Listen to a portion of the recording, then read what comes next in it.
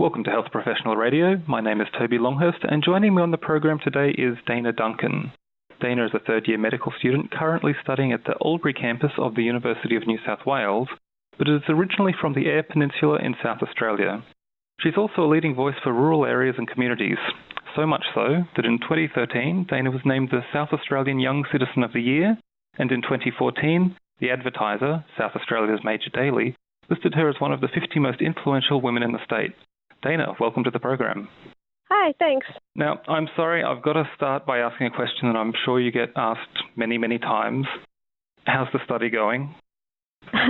It's going all right. I actually, as of an hour ago, I'm on holiday, so it's going great for the next 3 weeks, and then it might get back into it. I was going to ask, it must be exam time, but you're already in holidays, so... Yeah, no, assessments are done. Ah, well done. So what's the plan for holidays? So I'm spending a week in Sydney and then heading back to South Australia for a week and then a week here in Albury. You really get around. And where are you at the moment? So at the moment I'm actually spending the afternoon volunteering with St John Ambulance, and so I'm sitting in the back of an ambulance at an event, and I might have to duck off if there's a mass casualty, but it's a school sports day, so I think we'll be safe.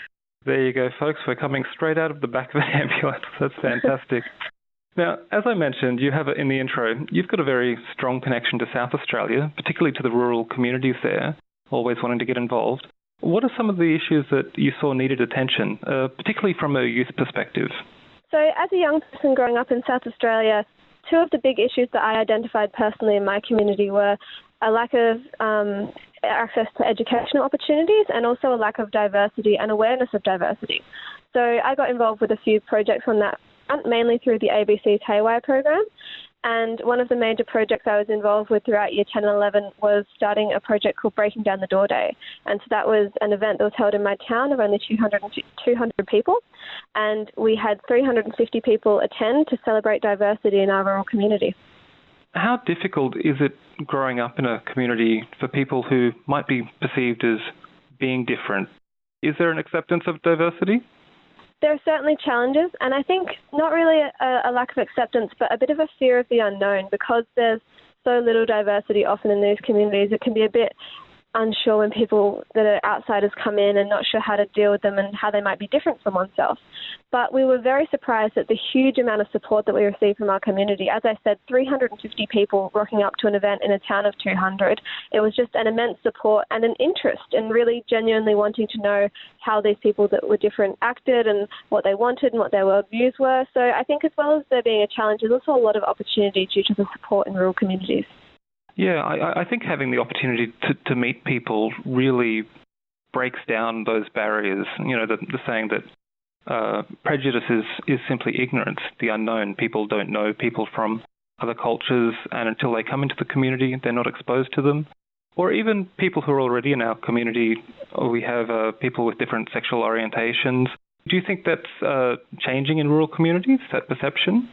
I've certainly seen a shift in the times from when I started high school to when I left my town at age 18, and it's great that the older generation is so accepting and supportive of these changes and these changes in perception.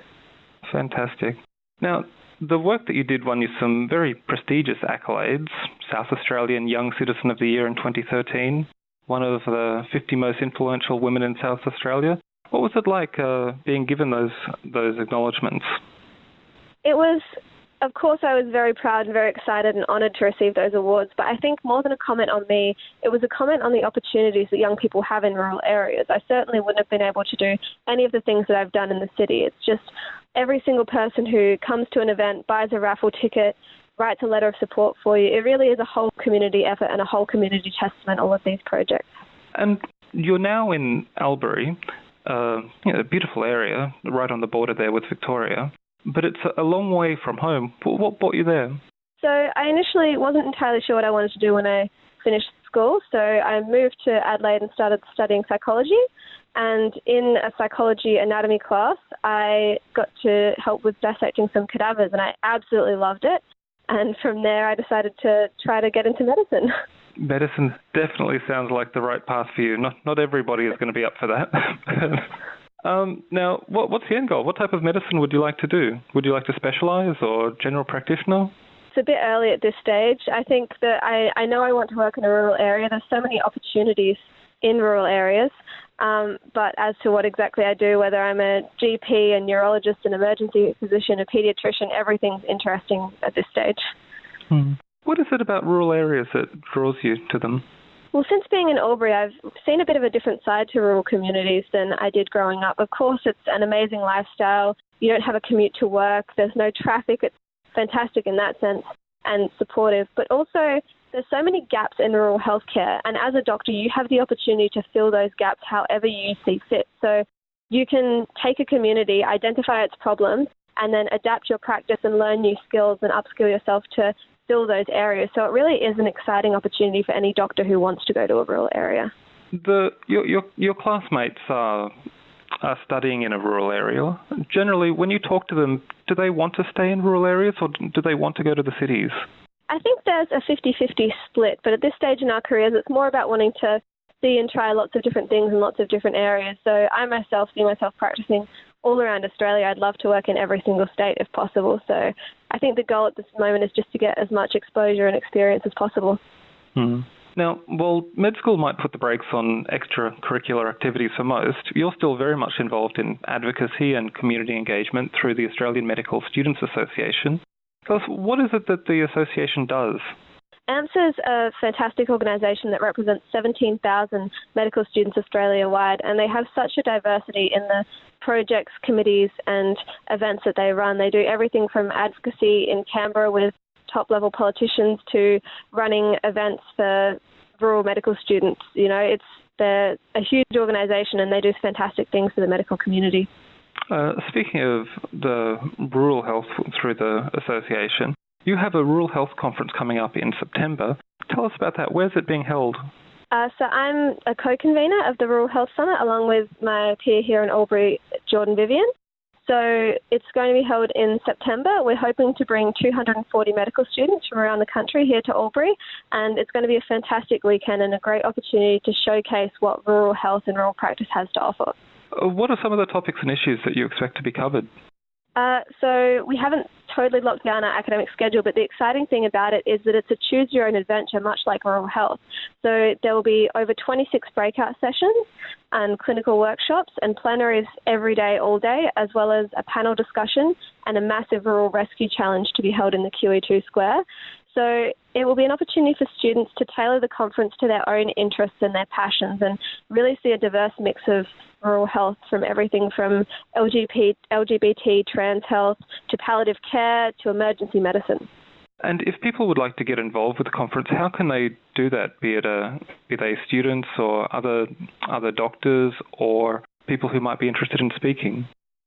So students who are excited to come should definitely follow our Facebook page. We'll be releasing our big promo video hopefully on the 1st of July and registration opening on the 19th. And any doctors or other healthcare professionals that are keen to get involved, mine and Jordan's email addresses are up on the website, so feel free to send us an email and we'd love to get in touch. And what is the website? Can you give us the address? So if you just search AMSA Rural Health Summit, it'll definitely come up. Okay, well, we will have the Australian Medical Students Association Health Conference link on our website, which you can click through, which is hpr.fm. And Dayna, I would love to chat to you all day, but we are running out of time, so thank you so much for joining us on the program. Not a problem, thank you. Our pleasure. If you've just joined us on Health Professional Radio, you've just missed my conversation with Dayna Duncan, who's been discussing the Australian Medical Students Association's upcoming Rural Health Conference. The good news is that you can find this interview on our website, hpr.fm, or by searching for Health Professional Radio on SoundCloud or iTunes. And if that's not enough, you can also find us on Facebook, Twitter, YouTube, Instagram, and Pinterest. My name is Toby Longhurst, and you've been listening to Health Professional Radio.